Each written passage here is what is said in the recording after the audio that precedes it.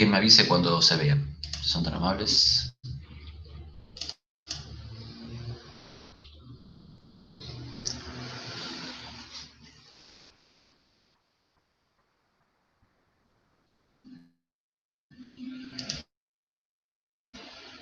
Ahí, profe. Ya se ve. Bueno, bárbaro, entonces.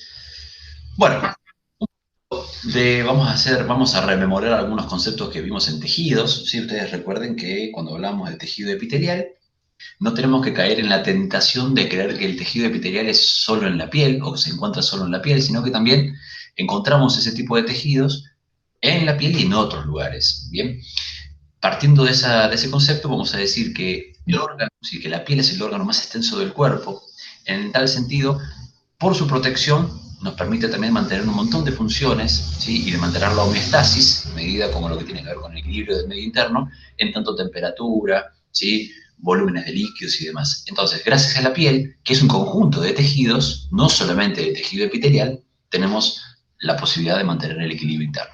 Ahora, esa piel tiene varios anexos, como pueden ser pelos, uñas y glándulas, que le permiten también diferentes funciones, y que claro, a medida que hemos evolucionado como especie, han cambiado esos anexos para ir, digamos, adaptándose a la necesidad que tenemos con el entorno.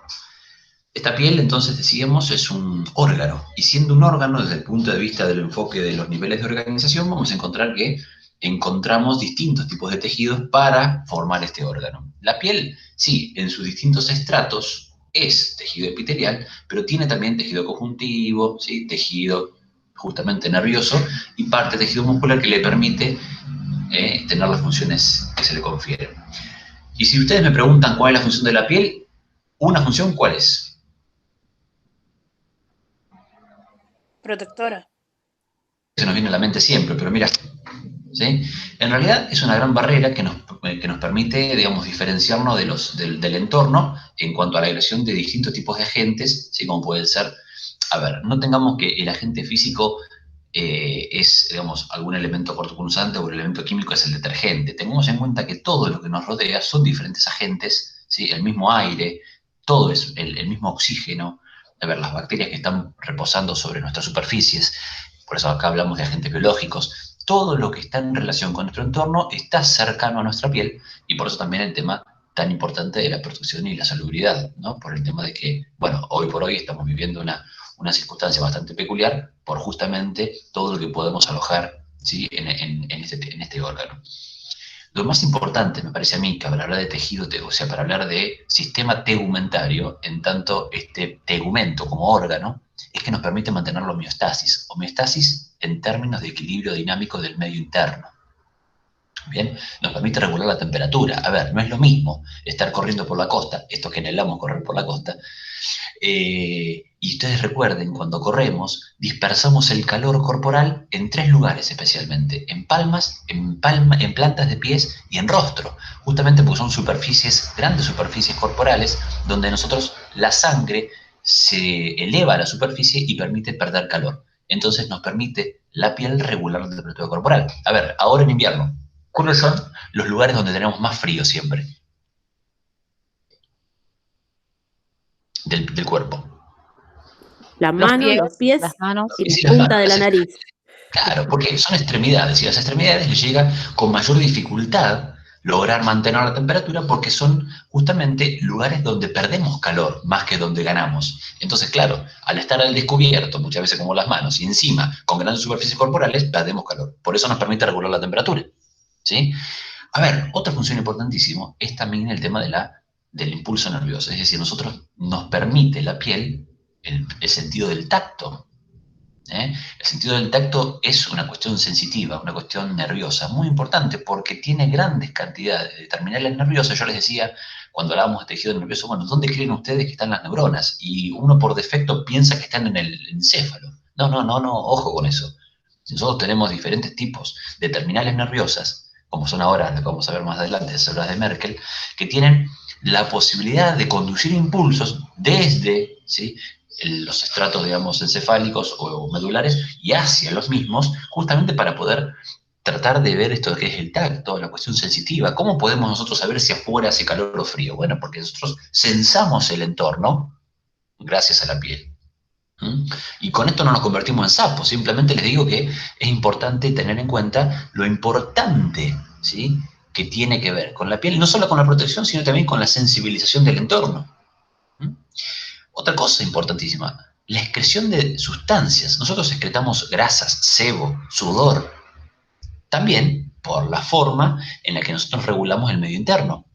¿Y por qué tenemos olor a chivo? Sería la pregunta, ¿no? Así bien coloquial. Porque el olor a chivo en realidad son ácidos grasos de cadena corta, que tienen un olor rancio, que justamente lo que hacen es evitar la proliferación bacteriana en los lugares donde no hay presencia de oxígeno. ¿Dónde? Axilas, ingle, por ejemplo. Los pies, que están altamente encerrados hoy por hoy en el ser humano moderno contemporáneo.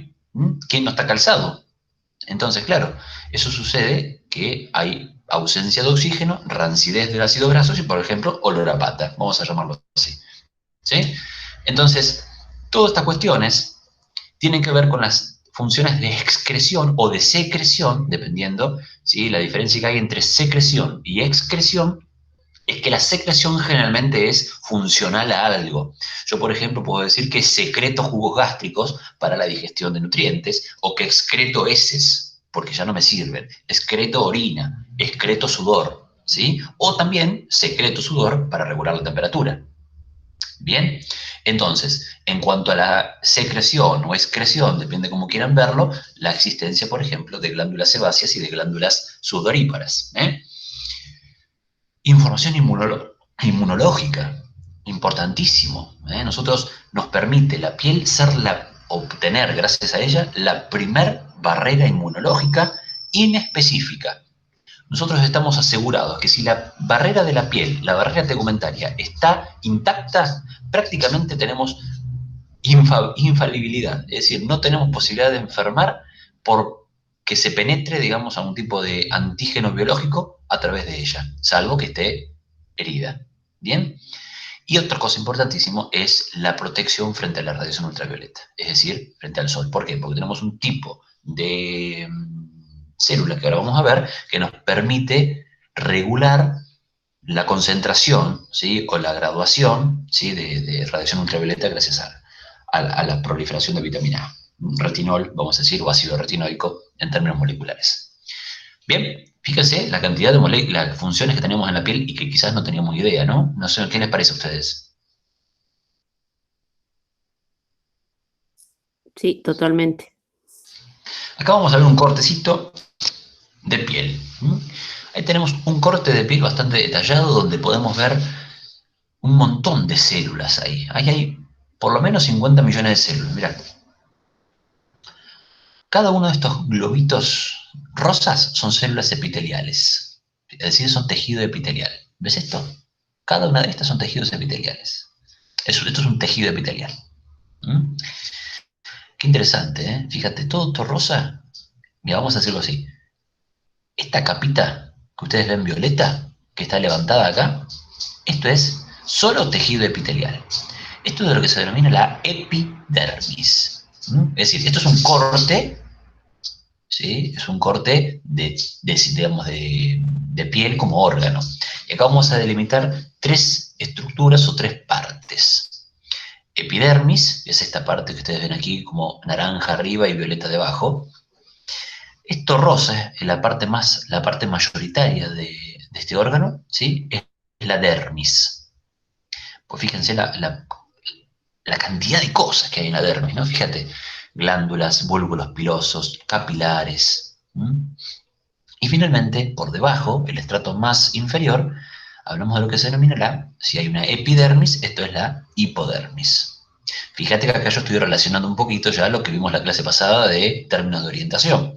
Yo acá estoy hablando de epidermis, en tanto el tejido dérmico que está más superficial, estoy hablando de una dermis en tanto medio, y estoy hablando de una hipodermis en tanto el más inferior. Glándulas, ¿sí?, sudoríparas, bulbos pilosos, capilares sanguíneos, arteriales y venosos. Realmente una cantidad de cosas súper importantes. Y una función más que se me acaba de pasar acá, y la vamos a agregar, que es justamente la función reserva energética y regulación de la temperatura. Tiene que ver con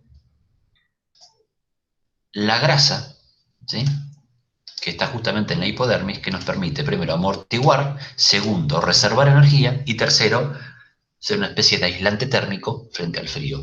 Ustedes recuerden, otros mamíferos, como pueden ser los mamíferos acuáticos, ¿sí?, las focas y demás, tienen una hipodermis mucho más gruesa, justamente porque se están en contacto con temperaturas mucho más frías que nosotros, como por ejemplo en las aguas cercanas a los polos. Entonces, claro, tienen una cantidad de grasa mucho más grande que les permiten aislarse en la temperatura corporal. Nosotros nos llegamos a meter en el océano Antártico y duramos un milisegundo, me parece. Bien. Perfecto. Acá tenemos otra especie, una micrografía tenemos aquí. Acá podemos ver, ¿sí?, cómo está el mismo tejido que les contaba recién, pero visto de otra manera. Miren, acá tenemos la epidermis, ¿sí?, con sus células epiteliales queratinizadas. ¿Se acuerdan cuando vimos tipos de tejido epitelial? Yo les dije que la queratinización era una capacidad que tenían las células epiteliales para resguardar, por ejemplo, la hidratación de sus células. Entonces, la queratina, ¿sí?, es una proteína que permite la no deshidratación, o que evita la deshidratación, digámoslo en términos positivos. La dermis, ¿sí?, tejido conjuntivo, generalmente laxo. Acá vemos los capilares sanguíneos, todas las células, la fibra y la matriz. Y acá vemos las células grasas. Estos son adipocitos, ¿sí? La hipodermis, la capa más baja, donde está lleno de adipocitos que tienen en su estructura grandes vacuolas de triacilglicéridos para reservar energía y aislante térmico. Un poquito entonces, ¿qué es la epidermis? ¿Sí? Simplemente recordar que es tejido epitelial, que tiene a su función, digamos, la protección de las capas más externas, evitan la deshidratación y que generalmente están, digamos, envueltas en una capa de queratina. Vamos a hablar de tipos de células. Los melanocitos, ¿sí? Acuérdate que cito, el sufijo cito hace referencia a células, y entonces son células que producen melanina. Los melanocitos son, o se producen allí en la cresta neural cuando estamos hablando del embrión. Y este melanocito tiene a su función la producción de melanina. La melanina deriva de la tirosina, que es un aminoácido, y que es, digamos, un aminoácido esencial, y que es importante porque esta melanina nos protege de la radiación solar. De hecho, cuando nosotros estamos en verano, ¿qué nos sucede con la piel cuando tomamos sol? Se quema. Se quema. Claro, se quema en términos vulgares, sí, pero en realidad lo que hacemos es que aumenta la concentración de melanina en la piel como protección o factor protector frente a la radiación ultravioleta. Eso en realidad lo que nos está sucediendo es que tu piel se torna con un mayor oscurecimiento para evitar, ¿sí?, que la radiación ultravioleta dañe las células. Dañe las células y genere complicaciones de otra magnitud, ¿no? De todas maneras, lo evita del todo, y no, si la exposición es prolongada, podemos llegar a tener grandes problemas. Pero, digamos, de origen tumoral y demás. Tengamos en cuenta que los melanocitos producen melanina. La melanina es una sustancia entonces que nos protege, ¿sí?, de la radiación ultravioleta, y que también está trabajando con la vitamina A. La vitamina A tiene funciones antioxidantes en la piel. Y ojo con esto, la vitamina A, si bien se produce, ¿sí?, es necesario incluirla en formas de retinol. El retinol es la molécula que se termina convirtiendo en vitamina A activa. ¿Bien? Ahí tenemos, ¿sí?, justo fíjense, los gránulos de melanina. Acá tenemos la radiación ultravioleta, ¿sí?, como, bueno, fíjate acá una célula con su aparato de Golgi, ¿sí? Justamente el aparato de Golgi, ustedes recordarán, tenía la función de generar vesículas para la exocitosis. Mirá, lo que produce este aparato de Golgi es liberado de esta célula, ¿sí?, y protege, ¿ven?, al núcleo celular. Esta es la melanina, ¿sí? Fíjate cómo la luz ultravioleta, acá tenemos la melanina, está protegiendo este núcleo. Y esta también, ¿eh? Qué interesante. Fíjate los melanocitos dentro del tejido epitelial, los melanocitos como están aquí, produciendo melanina y haciendo que la piel se torne de otro color. ¿Por qué? Ustedes recordarán, a ver, si yo les digo, ¿por qué las personas de tez negra se encuentran cercanas al Ecuador? Y justamente porque tienen mayor cantidad de luz solar en el año, y por qué las personas de tez blanca se encuentran más cercanas a los polos. Son cuestiones de adaptación al entorno. Las personas de raza negra, como tienen las 24 horas una radiación solar, equilibrada y constante, naturalmente necesitan de mayor protección al sol frente a una persona de tez blanca que se encuentra en Dinamarca, cercano al Polo Norte, ¿sí? Donde la radiación solar es muchísimo menor y de hecho va a tener hasta deficiencias de vitamina D por falta de exposición solar. ¿Sí? De hecho, será de tez blanca para evitar justamente la refracción que genera la nieve, ¿sí? Y que también quema, en sentido contrario por el tema de la refracción de la luz. Entonces, justamente son adaptaciones del entorno, son adaptaciones químicas y biológicas al entorno en el que vive la persona. Otras células, las células de Langerhans. Yo les comenté, cuando hablábamos de tejido sanguíneo, tejido conjuntivo especializado, sangre, que los macrófagos y los monocitos eran células que tenían la capacidad de diapedesis. La diapedesis era una función de estos glóbulos blancos agranulocíticos que generaban la posibilidad de irse del vaso sanguíneo ante eventualidades de presencia de antígenos. Entonces aquí vamos a ver que en diferentes órganos vamos a encontrar, por ejemplo, en el órgano piel, vamos a encontrar las células de Langerhans.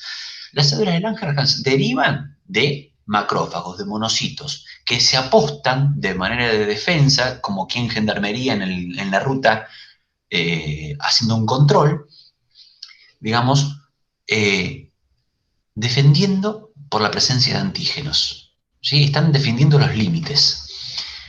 Son derivados de células sanguíneas, entonces tienen la función netamente de defensa. Bien, son en realidad glóbulos blancos modificados. Y muchos de nuestros órganos tienen glóbulos blancos modificados, como por ejemplo, en el hígado las células de Kupffer, bueno, en la piel las células de Langerhans, en el sistema, en el tejido nervioso vamos a encontrar las microglias, y así podemos encontrar diferentes tipos de células, en el intestino también. Vamos a encontrar defensa apostada en lugares específicos donde antígenos biológicos pueden ingresar y generar algún tipo de respuesta inflamatoria o lo que sea. Bien, entonces esto es muy importante para hablar de defensa de la barrera inmunitaria primaria como es la piel. Fíjate esto, mira.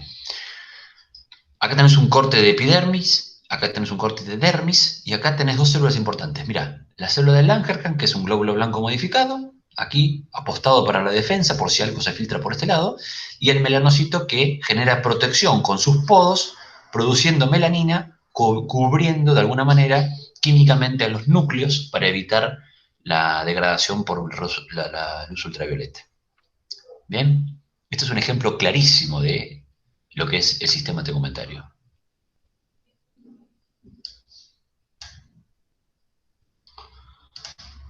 Otras células, las células de, yo siempre juego las células de Angela Merkel, la de Alemania. Acá son las células de Merkel que tienen la función de la cuestión nerviosa, ¿sí? Aquí tenemos la cuestión de las terminales nerviosas. Todo lo que llega a través de y desde las células de Merkel tiene que ver con las cuestiones de impulsos nerviosos y las sensaciones sensitivas. Son mecanorreceptores. ¿Qué son mecanorreceptores? Tienen que ver con la recepción de estímulos tipos presión, el tacto, ¿sí? Es decir, el tacto está a cargo de las células de Merkel que generan, son células, digamos, que tienen la capacidad de excitabilidad y que generan impulsos para terminar en las, justamente, valga la redundancia, en terminales nerviosas que llegan a aferencias sensitivas hacia el encéfalo. ¿Bien? Entonces, las células de Merkel tienen que ver con la inervación del sistema tegumentario. Bueno, esto ya lo hemos conversado. Ahí tenemos un poquito el tema de los anexos. Vamos a conversar esto un poco. Ahí tenemos los tres estratos, epidermis, dermis e hipodermis, la presencia de vasos sanguíneos. Ustedes recuerden que yo les conté que el tejido epitelial era avascular. ¿Qué significaba eso? Que no tenía la posibilidad de que le llegue sangre, que le lleguen vasos sanguíneos, avascular, sin vasos. Es decir, no tiene la posibilidad de que le llegue sangre. Entonces, si no le llega sangre, no le llegan nutrientes ni oxígeno. Bueno, ojo con eso, porque debajo de todo tejido epitelial hay tejido conjuntivo. En este órgano, el tejido conjuntivo se llama dermis. Y en esta dermis hay vasos sanguíneos, ustedes verán acá, ¿sí? Vasos sanguíneos como este, que llevan, ¿sí?, justamente oxígeno y nutrientes hacia los estratos más basales de los tejidos epiteliales. La capacidad de los tejidos epiteliales de difundir nutrientes y oxígeno hace que lleguen hasta las últimas capas estratificadas los nutrientes y el oxígeno, ¿sí? Por eso está mal decir que el tejido epitelial más superficial está muerto. ¿Tenemos células muertas en la superficie que se despegan? Sí, pero el tejido epitelial está vivo. Por más que no le llegue directamente sangre en modo de capilares, la particularidad es que, digamos, le llegan por difusión. Bien, vamos a ver aquí entonces ¿sí?, tres tipos de anexos: la piel, los pelos, las glándulas y las uñas. Fíjense una cosa interesante. Los bulbos pilosos, ahora vamos a mostrarles a ver si tengo acá por acá. Bueno, los bulbos pilosos, ¿sí?, en realidad son glándulas que secretan una proteína, ¿sí?, que está envuelta en queratina y en grasas. Por eso nuestro pelo, cuando pasa un par de días a veces, ¿sí?, sin lavarse, se torna grasoso, justamente porque el cuero cabelludo secreta grasas, sebo, para protegerlo de la deshidratación. Entonces, el pelo nace en un bulbo o en un folículo piloso y se elonga hasta la superficie y tiene la capacidad de erizarse gracias a la existencia en su base de terminales musculares. Esas terminales musculares son lisas y se contraen frente a diferentes estímulos, como por ejemplo la estimulación simpática por miedo o frente al frío. Entonces, automáticamente, esta proteína llamada pelo puede erizarse. ¿Y qué sucede cuando se erizan los pelos a nivel superficial? El aire, ¿sí?, que está circulando entre esta cantidad de pelo que tenemos los mamíferos se torna similar a la temperatura corporal. Entonces, el pelo erizado permite que el aire circule cercano a ellos, entonces evitas la pérdida de calor de esta manera, ¿sí? Es una de las funciones del pelo, justamente protegernos frente al frío. En el caso, bueno, no es mi caso, ¿no? Se ve que me dejó de proteger hace un tiempo, pero, digamos, fíjense que el ser humano ha perdido esta capacidad, digamos, de pelo a nivel corporal, justamente por la presencia de la indumentaria, ¿no? Entonces, como todo en el cuerpo, aquello que deja de utilizarse y aquello que pierde funcionalidad empieza a desaparecer. Bueno, el caso del pelo a nivel corporal lo vemos cada vez más. En el caso de las uñas también, fíjense, ahora voy a hablar un poquito de ellos, pero bueno, ahora vamos a llegar. Pelo por un lado. Glándulas sudoríparas, aquellas glándulas productoras de sudor. Bien, las glándulas productoras de sudor tienen a su cargo justamente, el sudor deriva de una producción de una glándula, es decir, de un conjunto de células que toman plasma y que elaboran, ¿sí?, una sustancia donde preponderantemente predomina el agua y otras sales como el sodio. De hecho, muchas de las glándulas, acá les voy a mostrar algunas, ¿sí? Ahí tenemos una glándula sudorípara común, acá, esta que está acá, es una glándula sudorípara. Todos estos canales están compuestos por, ¿sí?, por células que van secretando sudor y lo eliminan a la superficie cuando la estimulación es necesaria. El sudor tiene la capacidad o la función de regular la temperatura, porque cuando esta secreción llega a la superficie y se pone en contacto con el aire, automáticamente se enfría y reduce la temperatura corporal, ¿sí? O colabora con eso, no es que la reduzca, pero sí colabora.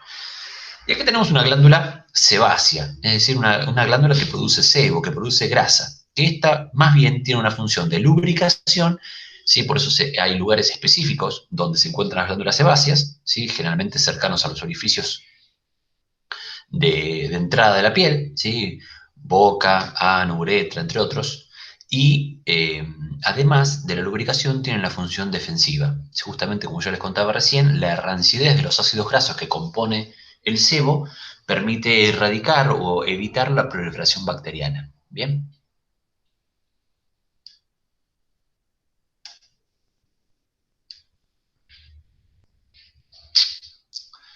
Y finalmente, las uñas. Las uñas tienen una función En nuestro caso, simplemente defensiva de las falanges, es decir, el extremo más distal de las falanges están justamente protegidos por las uñas, que son una proteína vinculada, ¿sí? Entre colágeno, queratina y otros sustratos que le permiten, digamos, defensa y también tiene una cuestión, si se quiere, de motricidad fina, porque le permite a la mano y al pie poder utilizar, digamos, diferentes herramientas. Nos han acompañado desde los primeros inicios, ¿sí? Digamos, a los homínidos, y frente a esto, fíjense que con la evolución hemos perdido gran parte de la funcionalidad. Las uñas en realidad, si ustedes se dan cuenta, en otros mamíferos se convierten en garras, sobre todo los mamíferos que son carnívoros. En nuestro caso, no necesitamos garras, ¿sí? Pero fíjense la pérdida de funcionalidad que tenemos, por ejemplo, en las uñas de los dedos meñiques. Prácticamente nadie ya tiene una uña funcional en el dedo meñique del pie. ¿Por qué? Porque antes las uñas también colaboraban con el tema de la prensión en el árbol. Hoy por hoy, ¿quién se cuelga de un árbol? Yo creo que me mato, ¿sí? Entonces, pero que fíjate con la evolución que hemos hasta perdido la cola, ¿sí? Entonces, el tema de las uñas, si bien ya son una especie de residuo de la evolución, todavía tenemos funcionalidad y más que para guardar un poco de mugre debajo, creo que sirve también por una cuestión de detalle frente a la utilización de herramientas, ¿bien? Así que bueno, ahí tenemos una foto, una micrografía dibujada de uña, ¿sí? Cómo se genera, ¿sí? Esta placa ungual que es justamente la uña propiamente dicha. ¿Bien? Como nace la uña del estrato basal hacia el lecho. ¿Bien?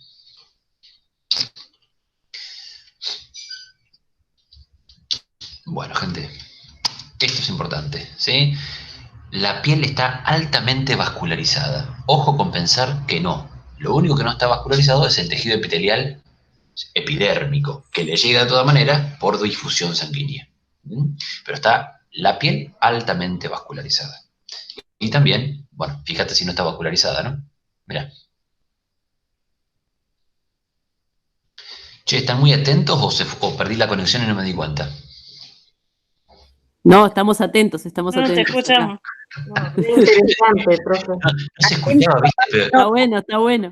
no se escuchaba, che, ni el sonido del micrófono. Dije, yo perdí la conexión hace 40 minutos y estoy hablando como un gil, dije yo. Bueno, No, anotando. está muy bien. Y finalmente, la presencia de inervaciones, que en realidad ya lo hablamos cuando hablamos de células de Merkel, pero también es importante recordar, ¿sí? Que todas las terminales nerviosas, en tanto eferencias motoras, que nos permiten justamente las sensaciones, y las aferencias sensitivas que llevan nuestras sensaciones hacia el sistema nervioso central. Bien, bueno, gente, ahora sí, sean felices.